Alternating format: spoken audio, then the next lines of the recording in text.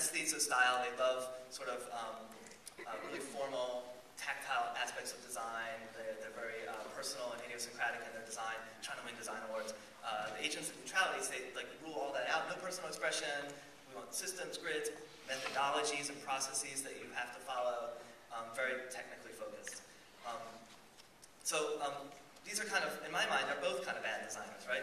You have the user experience designers who are too creative, and the UX designers that aren't creative enough, right? But which of these two problems is worse? Right? Which is worse? How many people think that the designers who are too artsy is the worst problem?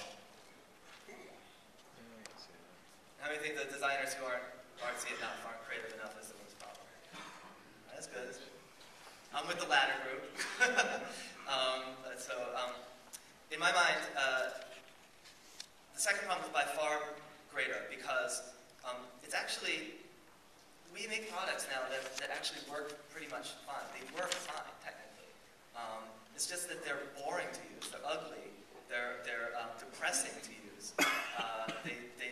We don't want to use them at an emotional level, even though they may actually function pretty well. We're pretty good at getting that. For every example of a gratuitous, prima donna, decorative, ornamental designer out there, there's hundreds of examples of products whose designers didn't even think about any of that stuff at all, and came up with something that's just horrible.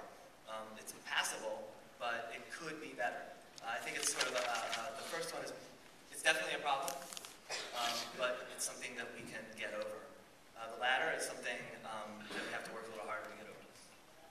So what we can do for both of these problems, we can introduce better structured thinking to overly creative people, and we can offer sort of fuzzy thinking and question sort of new creative kind of processes and ideas to people in the latter category. We don't need to knock one of them down to build up the other.